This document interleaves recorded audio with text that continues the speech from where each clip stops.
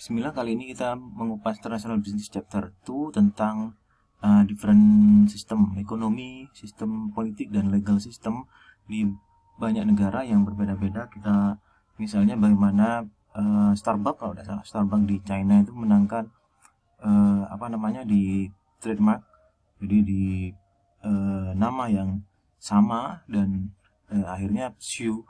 Jadi Starbucks menuntut. Nanti kita kupas di case-nya. Oke. Jadi di chapter 2 ini ada beberapa case memang, selain di banyak di penerapan di negara yang tadi kita kupas, sistem ekonomi, kemudian sistem politik juga, dampak terhadap growth, sustained growth, kemudian poverty rate juga. Nah, bagaimana Starbucks itu akhirnya menangkan merek dagang di case di Cina tahun 2000. Kalau misalnya kita lihat di China itu copycat-nya itu sangat luar biasa, banyak dari brand-brand yang ada di barat, kemudian mereka copycat namanya ya, jadi itu tidak memiliki persetujuan agreement sebelumnya dengan yang memiliki brand, dan tentu merugikan yang punya brand tersebut.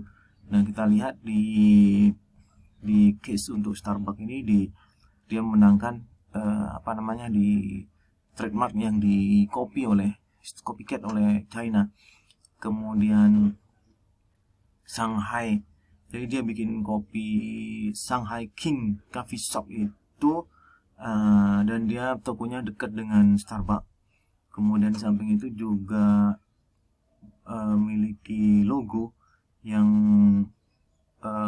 sangat membuat kita itu membingungkan kita. Itu sebetulnya mirip sekali logonya dengan punyanya Starbucks. Nah, akhirnya juga kalau kita lihat itu artinya, walaupun dalam Xingbaka itu misalnya Xingbaka Cafe, ini Shanghai Xingbaka itu, kalau kita artikan misalnya Xing itu adalah star, kemudian Baka itu adalah suaranya seperti bak, jadi Starbucks hampir sama gitu.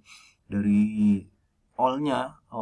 dari name brandnya, kemudian cuma versi China, namun dia tidak punya izin dari yang punya brand, tentu di situ merugikan. Dan di samping juga logo yang sangat mirip sekali.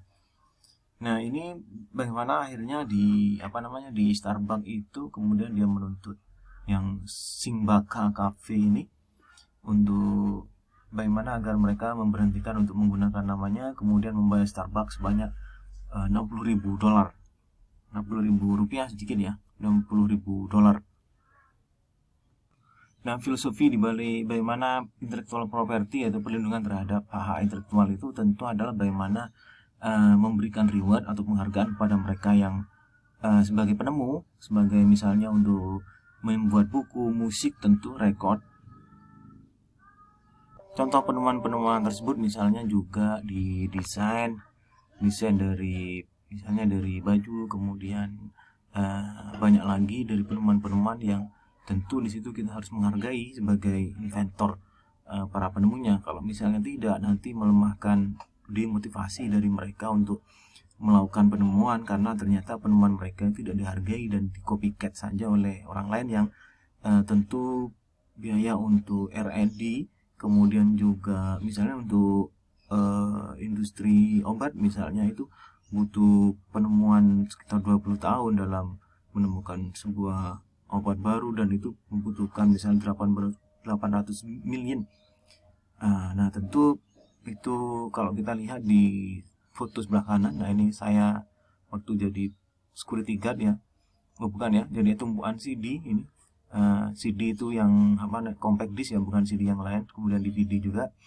Dan itu sama pemerintah Cina sendiri sudah war sama pirate ini nih ya. Pirate ini kalau misalnya tidak lurus itu pirate, bukan, itu perot ya, mohon maaf. Nah, itu sudah melakukan beragam dan banyak hal pemerintahan dari China sendiri untuk melawan dari pelanggaran-pelanggaran hak cipta tersebut. Namun memang tentu di negara yang sangat besar dan populasi penduduknya yang sangat luar biasa, tentu kontrol yang agak susah, sehingga masih ada saja yang mereka copy dan melanggar hak cipta punyanya orang. Kemudian kita beralih ke Nigeria, korupsi di Nigeria. Begitu dia merdeka dari Inggris Raya di tahun 1960 merdekanya, dan ada kayak semacam optimis bahwa negara ini, Nigeria ini menjadi negara yang kaya karena banyaknya sumber daya alam, terutama minyak. Itu antara 1970 sampai 2009 itu 950 billion dan yang didapat dari refinery dari oil itu sendiri. Nah, dan namun kita lihat ternyata di Nigeria itu masih tergolong menjadi negara yang terbelakang atau negara yang miskin. Kenapa seperti ini? Kalau misalnya di Poland itu yang awalnya terbalik miskin, kemudian yang Nigeria ini diasumsikan menjadi negara yang besar karena sumber daya alamnya yang melimpah luar biasa. Setelah merdeka ini keyakinan pengelolaan yang bagus pasti negaranya menjadi negara yang makmur. Namun di situ karena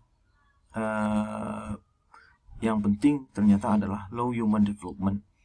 Artinya di sini bagaimana pengembangan, kalau misalnya dilihat dari UN, Nigeria itu dalam kategori yang sangat rendah.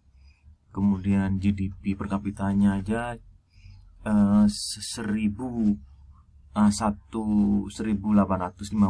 dolar atau 20% dari populasi yang dewasa.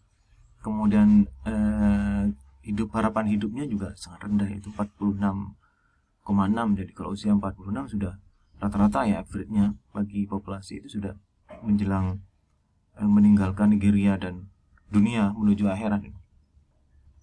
Nah, kenapa seperti ini? Karena ternyata korupsi yang mereka merajalela di sana, kemudian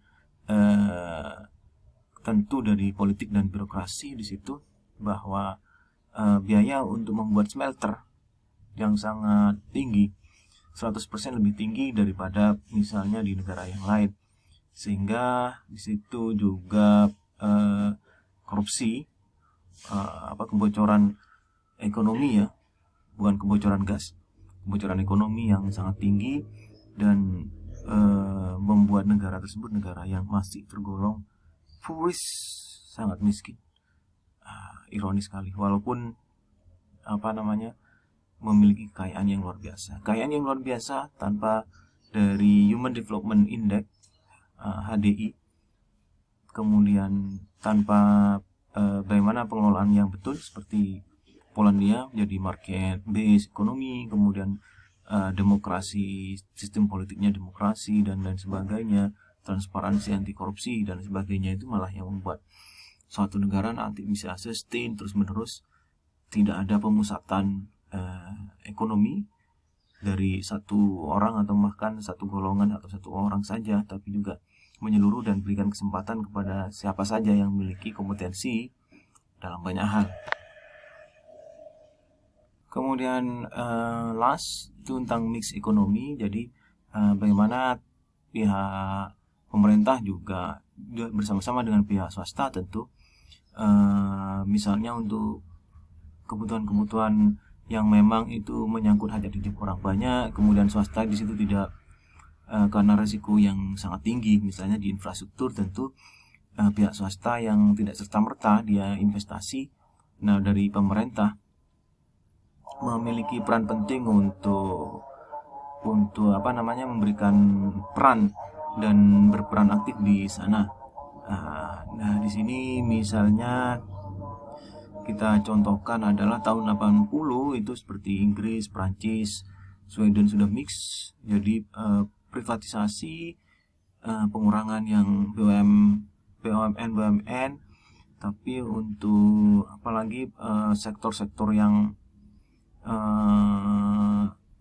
misalnya untuk menguasai hajat hidup orang banyak, kemudian yang swasta tidak masuk di situ, tapi kepentingan untuk sosial sangat besar, ada peran pemerintah juga. Misalnya untuk infrastruktur, investasi yang butuh waktu panjang, yang tidak serta-merta secara year to year. Jadi private company itu melihatnya itu sebuah keuntungan, maka swasta tentu karena itu menyangkut hajat hidup masyarakat banyak misalnya di negara tersebut. Makasih.